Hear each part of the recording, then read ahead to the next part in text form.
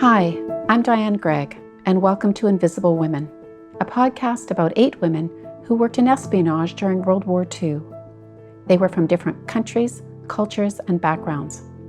What they had in common was the opportunity to step outside of societal norms, while at the same time working in the shadows.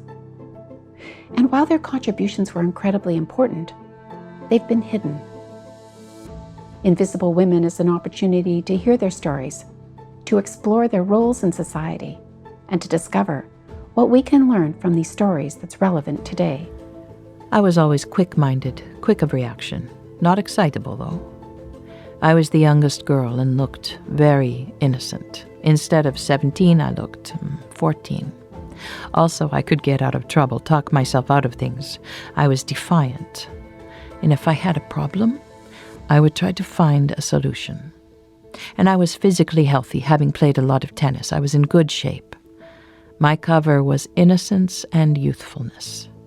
That's Pat, a young woman who lived in Amsterdam when World War II broke out. At the behest of her mother, she couriered for the Dutch resistance for 4 years, traveling into the countryside, carrying identification documents and money for downed Allied pilots. Before I tell you more about Pat's story, I'd like to talk about women through an archetypal lens.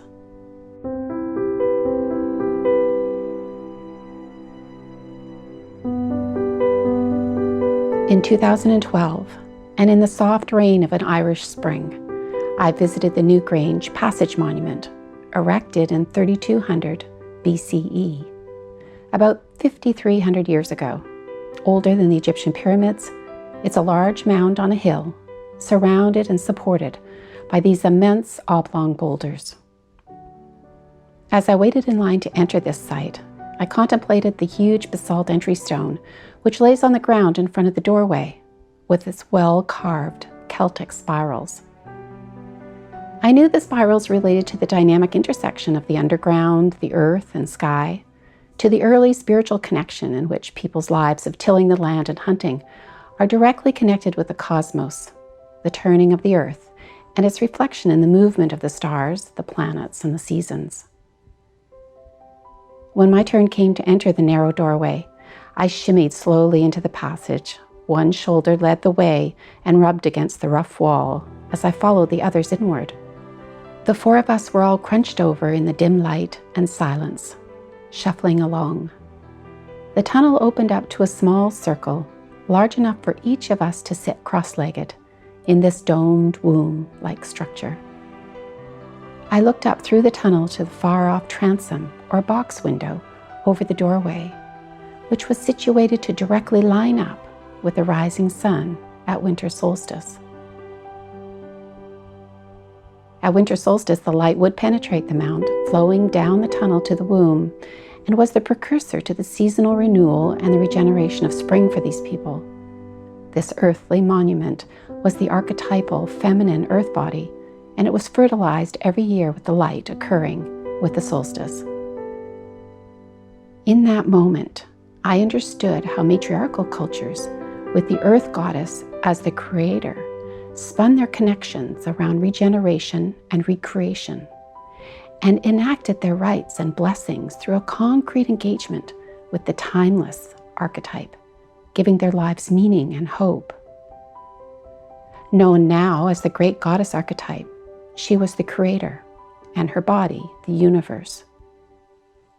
The experience of New Grange felt as though it pulled on an archaic remnant of time past in me, a history I had no knowledge of but could relate to in a basic way through entering into the mound.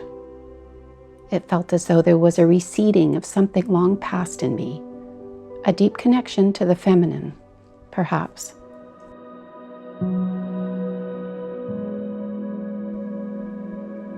Before I go on, I'd like to explain that archetypes are inherited forms of the mind common to all human beings based on centuries of evolution.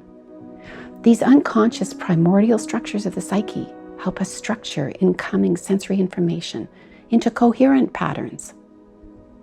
Depending on our lives and culture, some are more active at times than others, and these forms work in a dynamic way with our everyday lives. and therefore may be reflected out into the world differently at different times. From archaeological studies, we know the most ancient goddess societies worship the Great Mother, who was beyond time and space. She was the mystery and beyond all pairs of opposites, like male or female. The maternal as archetype may well have been the first transpersonal principle to be the object of religious awe and veneration. And not only some other goddess archetypes still widely revered in the Virgin Mary, but her adoration has been revived or regenerated in the earth as Gaia. The underlying archetypal pattern for all of these is the same, but there are differences in the archetype's reflection in our lives at different times. The original Great Mother archetype, as embodied at Newgrange, represents a larger continuum of feminine attributes that affirms the constant creative power of the cosmos, the cyclic process of birth and death, and therefore the link between creativity and destruction, the greatest powers of this archetype, the capacity of regeneration. And it is thought that it is specifically because of this power that matriarchal lineages and spirituality were forced underground.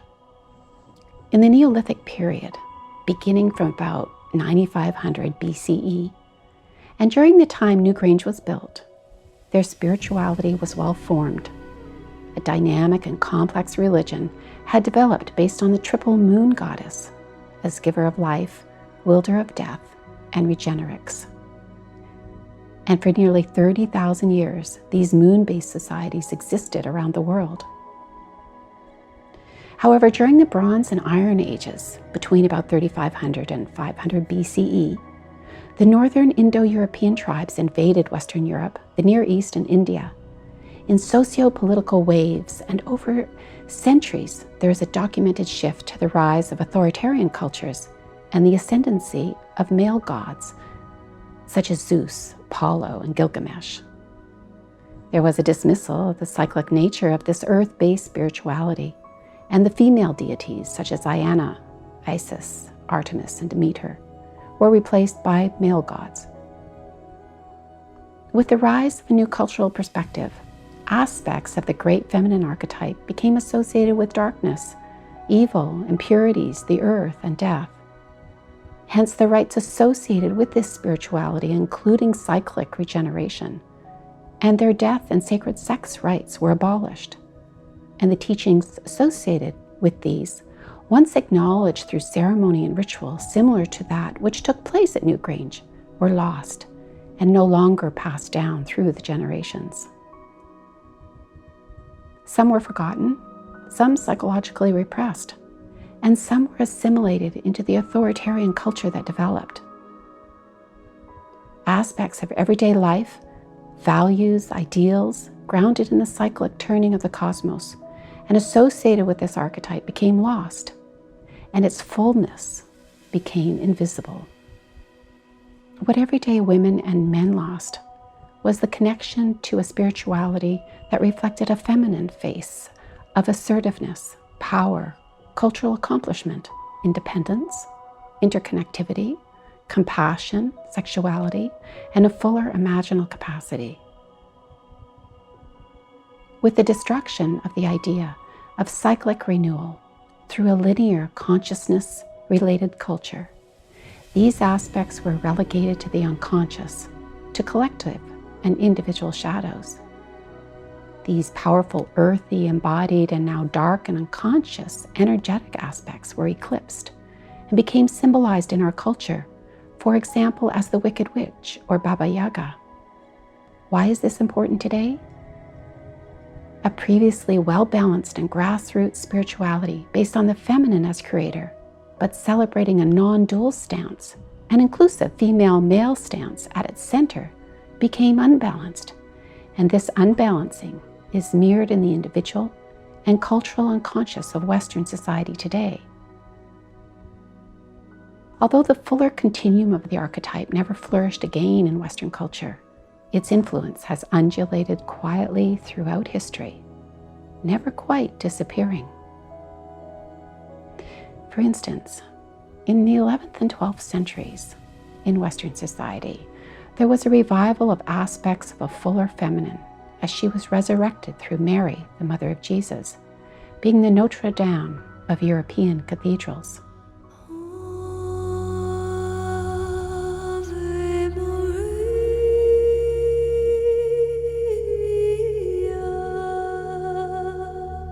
The great cathedral at Chartres, for instance, is dedicated to Mary, with its large 11-channel inlaid tile labyrinth. The labyrinth design is based on the spiral and is a cross-cultural symbol. I visited Chartres, and standing in the middle of its well-worn labyrinth and gazing up at the stained glass rose window, which is a perfect replica of the labyrinth's rose center, I realized that the design was appropriated from matriarchal cultures and from monuments like Newgrange. I was in a circle within a sophisticated spiral passage, and I was embraced by the ethereal light flowing in from the window above the sanctuary's entry. The purposeful design were remnants and proof of that ancient spiritual symbology and spirituality being incorporated into this Christian religious structure. I will discuss feminine archetypal history further in episode 6, but for now, I'd like to turn to the women's espionage narratives.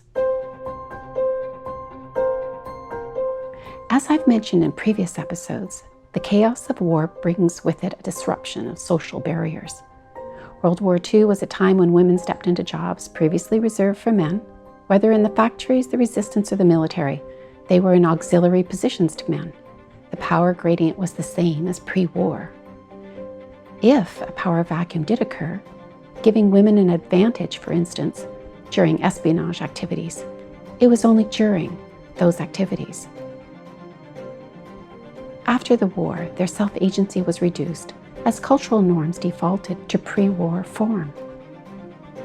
However, not only were women able to fill that power vacuum when given a chance in espionage, there are also examples of women operating in a collective parallel way by forming an empowered sisterhood. This sisterhood was assertive, action-oriented, interconnected, compassionate, imaginative, and made wide-reaching contributions independent of men. This solidarity and sisterhood agency may be witnessed in spite of the dominant culture of the day. For example, women were not only a consistent force within the infrastructure of the resistance, that is, providing their homes as meeting places, doing reconnaissance and couriering, bearing arms, but they also, among themselves, formed secret, interconnecting alliances, being allies for each other, within the resistance and within their families. As you will hear clearly in Pet's story today, the women had a different set of values. They worked together in a parallel way to the general resistance movement, an example of a group of women acting as a cell within a cell, and this was not uncommon. However, to do this, there was a secrecy in a choosing not to share information with the men in the resistance or in the family. This was a strategy so that their sisterhood beliefs, agency, and accomplishments could be maintained and not interfered with. They had their own way of doing things, separate from the men, taking huge risks with astuteness, strategy, and creativity. They were not helpless, nor did they need supervision. Since many of these characteristics were not part of the greater cultural beliefs about women, we could say they pulled from the fuller continuum of the archetypal feminine, held within the collective unconscious of Western culture, and that there was a reawakening and reseeding of that great archetypal energy. So although the archetypal feminine flourished for thousands of years in matriarchal cultures and has been deeply forgotten for at least the last 500 years, we may still find her undulating through history and our lives. This reseeding of a fuller archetypal feminine in the World War II era and its repression by the dominant culture post-war was redirected, becoming the fuel for the women's equal rights movements of the 1960s and 1970s.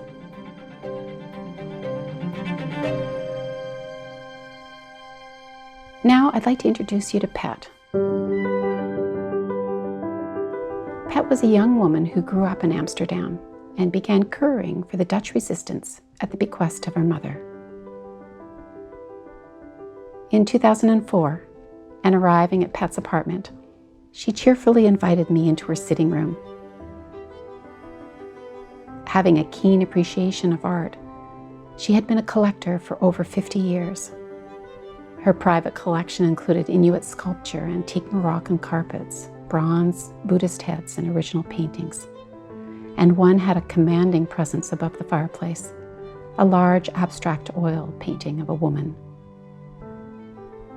Pet was athletic and noble-looking in a black velour pants outfit with an elegant gold brooch. Her hair in a bun was neatly pulled back, away from her youthful-looking face. I began by asking her story of World War II. My brother was involved early on. He falsified papers for his resistance cell. I found out because I was the one cleaning his room and discovered them on his desk. I told my mother, and she knew already, of course, and said, "Forget about it." My mother had given me identification cards, falsified birth certificates, food coupons, and money, which I put in a pouch she had sewn in my underwear. It was easier for a woman, as we were freer during the early war days to come and go. I took the train and headed for the countryside. It was a 5-hour trip with a change of trains in East Holland, near the German border. I was to deliver the contents of the pouch to various farms where downed Allied pilots were hiding, but I missed my train stop. I disembarked at the next station and had to walk the 20 kilometers back to the previous town. It was a long journey, and the SS had completely surrounded this particular train stop and were searching people looking for exactly what I was carrying. I had no protection, so I just began to walk away, not bringing attention to myself. I looked younger than my age. All of a sudden, near a dike, I saw a man's face sticking out of the water among the reeds. He saw me and motioned to me with his eyes to keep walking. I said nothing and kept walking.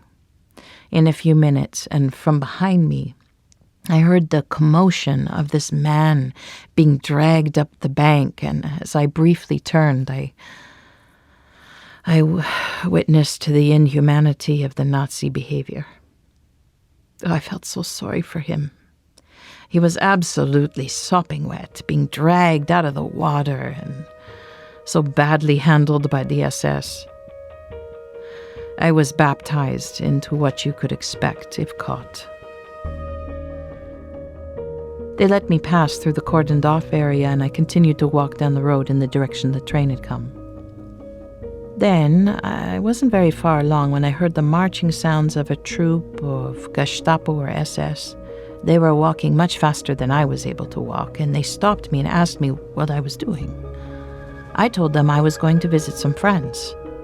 They emptied my suitcase onto the sidewalk. They took my extra panties and held them up, made noise, everything on the ground, and then eventually they just left laughing. I adamantly waited. I stood on the road until they had finished, and they could not see me. I did not want them to see me humiliated, you know? Then I picked it all up and walked on. It was terrifying because of everything I had on me. I did arrive at the correct town, and I found the farmer I was to stay with. The farmers were paid by the government to care for downed Allied pilots. They took a lot of risk. And the next day, the farmer gave me a bike, and I went off to 3 or 4 more farms delivering documents. Sometimes the farmers would meet me, and I would not get lost. Very rural. Farms not on routes. Trails for carts to go over, not like today. I would always return to the first farm to sleep, usually in a room with 2 or 3 others who were helping the resistance or hiding out. That was my routine. for 2 to 3 days each trip from about the fall of 1941, when things were getting rough, to 1944, when there was so little food.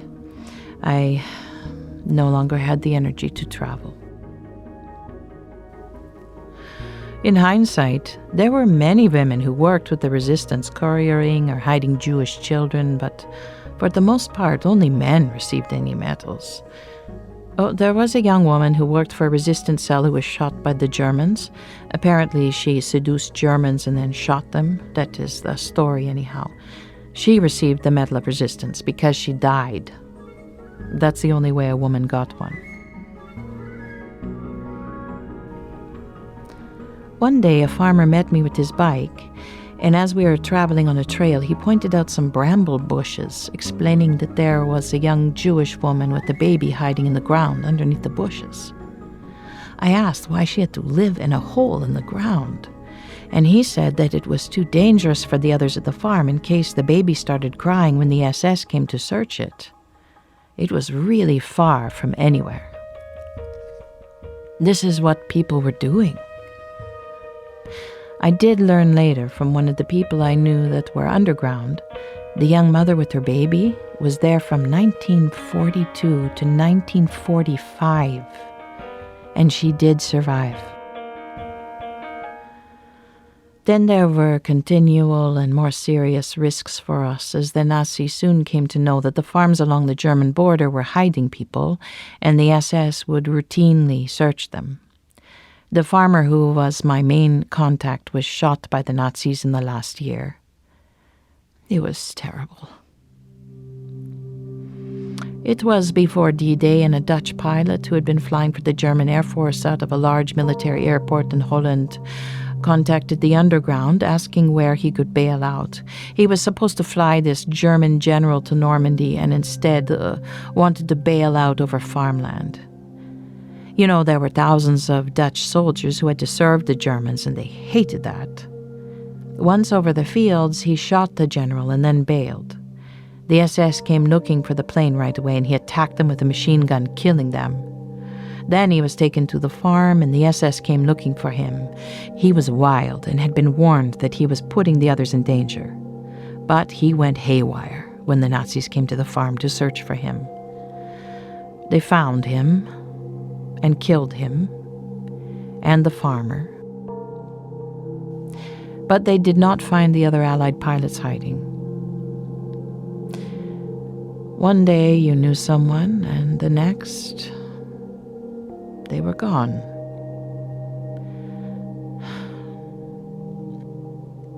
Life was more temporary. One day I was surprised when I entered the farmhouse and walking by the kitchen door saw 9 Allied men in pilot uniforms sitting around the pot stove and the farmer's wife at the counter. I looked right in, and she didn't say a word, closed the door. They looked at me. She never said a word about it. Soon those that were hiding, one would say, "Oh, pet, please bring me a newspaper or a certain magazine," and that's what I would do. It was easier to hide people on the farm. In the farmhouse, there was an area where there was no basement, but if you lifted the floorboards, there was a space high enough for men to lie down, and that's where they were, just under the floorboards in the back of the house, lying face up. But I did not know that until after the war was over. Mother also hid a Jewish family on the top floor of our Amsterdam townhouse. They were our neighbors. It was very risky, and the 2 young Jewish children had to be kept quiet. All the family's meals and laundry had to be done and taken up to them. They had to stay, live, and eat in the attic. Then towards the end of the war, 2 young Jewish girls whose families had been murdered by the Nazis came to live with us too. One had terrible nightmares and would scream out for her family in the night. I shared a room with her. Finally, my mother brought in a hypnotist to help her with the nightmares, and under hypnotism, we discovered the gruesome details of the execution of her parents, which I heard her recount. They're so gruesome that I will not relay them now. One day, the Nazis cordoned off the street we lived on to round up Jews in the neighborhood. They came to search our flat, and my mother sent my pretty sister, who was 24 at the time, down to flirt with them. The soldiers stopped on the stairs as she smiled and feigned interest in them, and they never ended up going upstairs. They never tried to search the apartment again. If they had found out about the family in the attic, all of us would have been executed.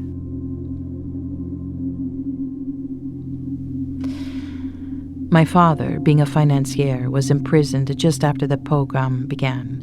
They barged into the house, cleaned out the safe, the financial securities were taken. The Nazis were taking everything from the Jews, but also anyone who had some wealth. The Germans sold the securities in Switzerland. This was against international law. Switzerland was not supposed to buy them, but everyone knows the Swiss were not really neutral. We knew we had to get him out of prison. We were very worried for his life and frightened. Inmates would be lined up routinely in the middle of the city. 50 to 100 of them would be shot anytime the resistance achieved a significant hit on the German army. The pogrom was getting more intense. At first, we did not know what had happened or where he might be. Then, one day, the doorbell rang and a man was standing there. You could see he had just come out of jail, very pale and sickly looking. He asked if he was at the right address and if my mother was in. I took him into the living room. He asked to speak with my mother alone. He told my mother where my dad was, and if we didn't get him out in the next 2 weeks, we would probably not see him again. My eldest brother knew a professor that played chess every Saturday with the head of the Gestapo in Amsterdam. He talked to him about my father's release, and the professor asked him. The Gestapo head said, "Send a young woman to pick him up." My brother asked my pretty sister to go with a set of forged papers to the jail on such and such a day, and she did come home with father. We waited at the streetcar. We told one of the Jewish girls living with us at the time not to come downstairs, as it would be a shock to father. Mother did not tell him that we were hiding our Jewish neighbors or the girls. He was in bad shape and in the same clothes he had left with. He had been in solitary confinement for 3.5 months and badly beaten. Also, he had witnessed the atrocities of women being humiliated and tortured from his cell. This was especially hard on him, but we did not know about that until much later. He didn't talk about what happened at first. My siblings and I thought our parents should go to the country to recuperate, and we made arrangements. And the next morning, they were going to catch the early train. But the whole street was cordoned off, and they were rounding up Jewish people. We said our father needed to recuperate due to his health, but they sent us back home. I was always quick-minded, quick of reaction, not excitable, though.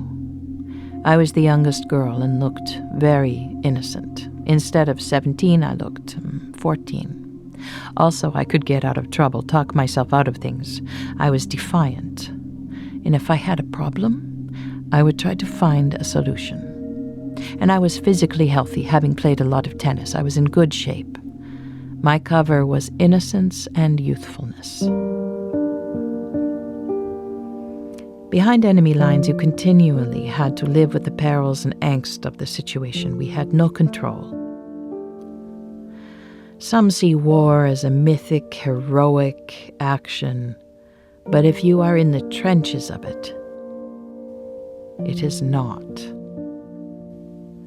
But those on the outside can easily mythologize about it. People have no idea unless they have lived it. Even our basic, everyday activities were lost, especially when the pogrom began and the street was cordoned off.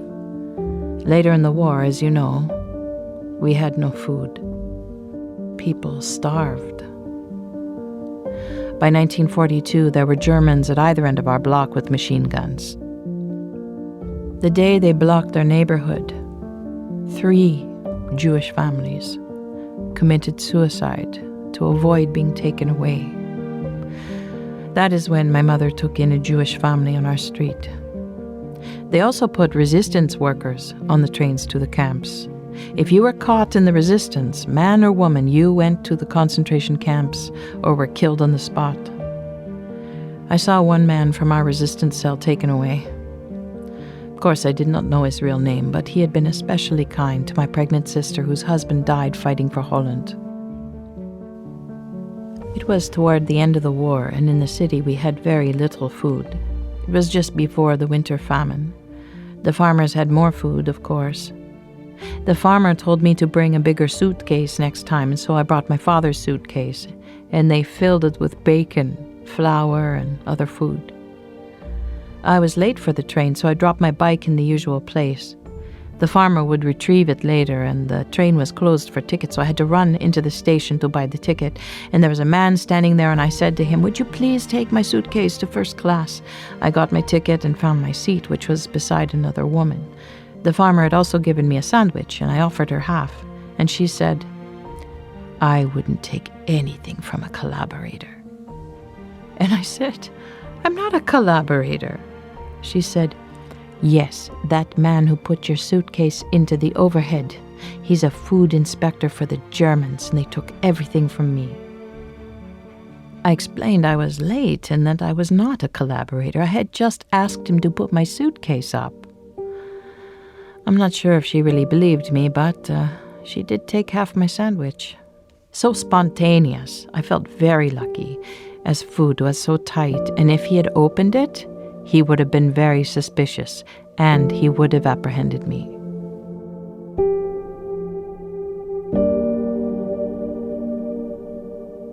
What you need to do, you don't talk about it, my mother used to say. During the war, I never talked about it either, to anyone except my mother. It was not done. I have no idea how many other women were involved with the resistance, but there were many, many women involved, and for us, a few family members too.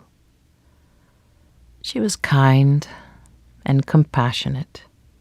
She was a role model. That is, she was defiant. And she taught us to stand up and help other people who needed us. It was my mother who agreed to hide the Jewish family in the attic. My father never knew about them or the 2 Jewish girls.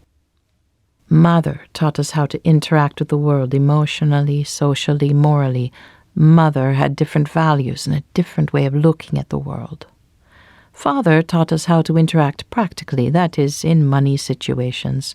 Father had other strengths and would not have exposed us the way Mother did. Mother died shortly after the war ended, of internal bleeding from unknown causes. But I think we had so little food that she gave all of it up for...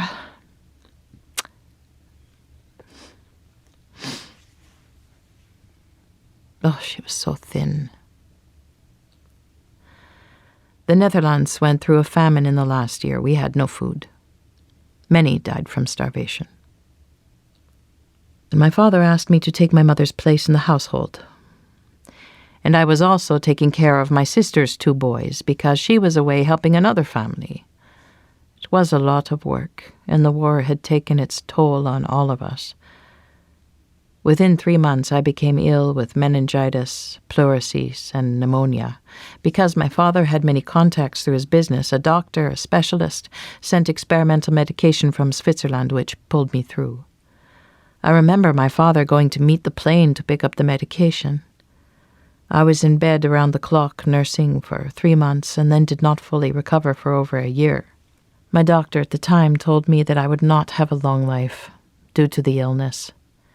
And I told him then, "You are wrong. I will live a very long life." And I have. Throughout my life, I've easily predicted what is going to happen next. I worked by my instincts. I have good instincts, and my instincts and intuition were honed during the war. There was something Pet had said that I wanted to ask about. It was when her father was being held, and the head of the Gestapo had said, "Send a young woman to pick him up." it was obviously a very dangerous thing to do, especially with forged documents. So why did her brother send her pretty sister? To flirt with them. It all helped. But later in the war, she was raped. It was dangerous work. You never knew what would happen. We lived with a lot of angst. It was terrorizing. I had to take Ativan before we meet so that I don't get too upset talking about it all. No one has asked me before, and I think it's important to talk about. Because people here don't want to know what happened. They have no idea what women did in the war. Women are sometimes stronger than men. Look at what my mother did. Before we parted, I asked Pat about how she came to live in Canada. One of my sisters had moved to BC, and I came to visit her and stayed. I married a Canadian, my first husband. He was an accountant, and I was much younger than him. We spent 2 years on the Alaskan highway. I organized a strike for the waitresses as they weren't being paid enough. We moved to Vancouver and lived here, but he developed early onset dementia.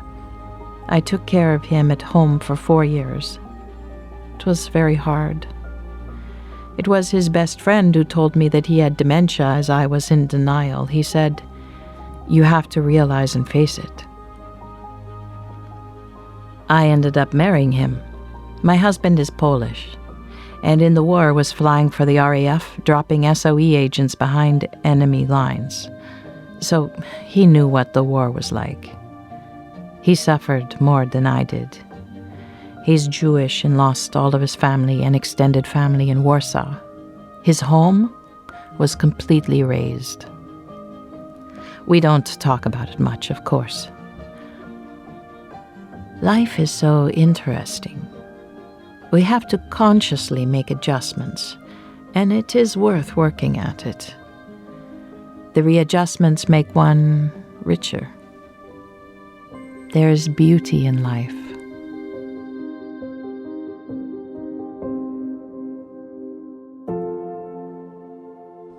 That was Pet's story. Lucia Frangioni was the voice of Pet.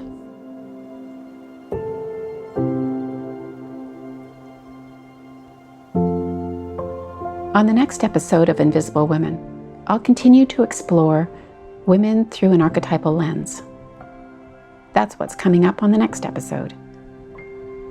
Please visit us on the web, where you'll find additional information and resources.